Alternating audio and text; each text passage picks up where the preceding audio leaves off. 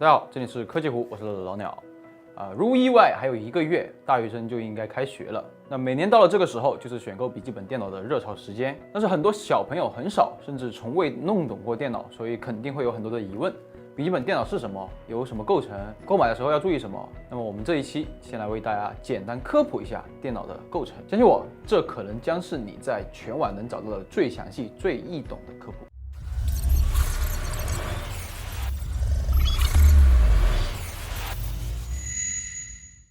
首先，这是一台笔记本电脑，我们可以看到这一面叫 A 面，而它的反面是屏幕，叫 B 面。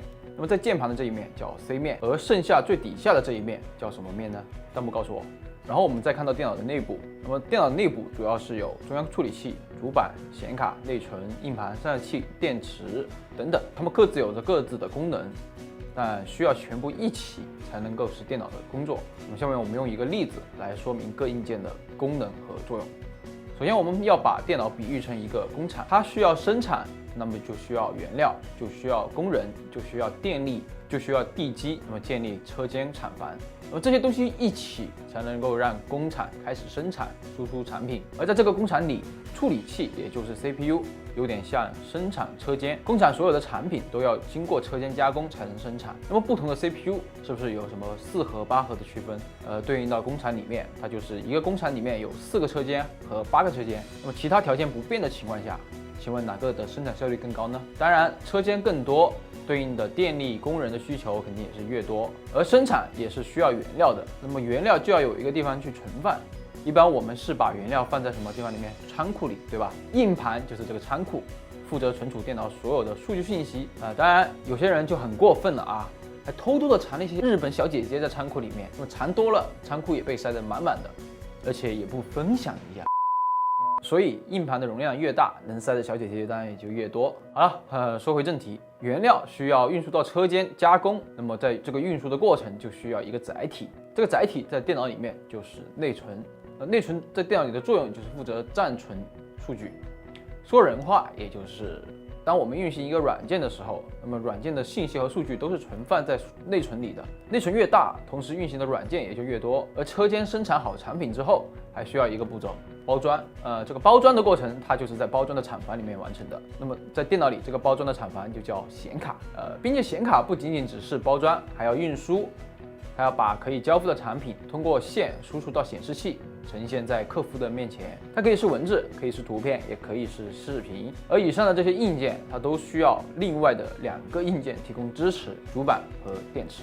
主板就像是一块开发设计好的地皮，为它上面的 CPU、GPU、内存、硬盘和电源这些提供支持连接，同时让电源能供给给其他的硬件，也外接外面的电线连接到内部，也连接外面的资源供给内部。这就是这个工厂，也就是这台电脑里所有的构成。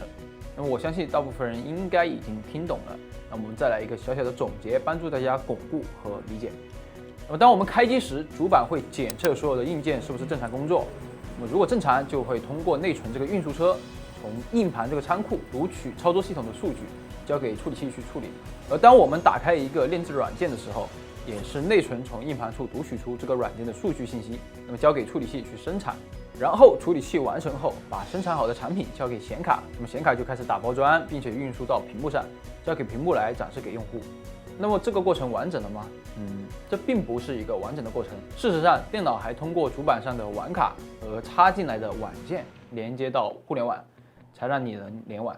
那么电脑也必须通过电源获取源源不断的电力，供给给所有电脑的硬件，维持它们的正常工作。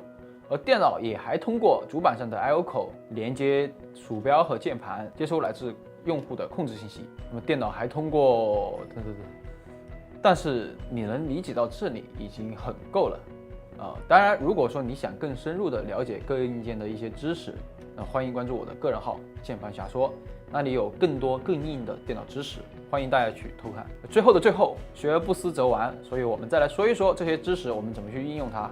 那么以 CPU 和内存为例吧 ，CPU 的作用在整个电脑里很关键，一般反映 CPU 的性能就是说几核心、几线程、多少的主频、多少的制程、什么架构等等。那我们用回我们的例子来举例思考，就是说 CPU 的几个核心就是几个车间，当然是越多越好。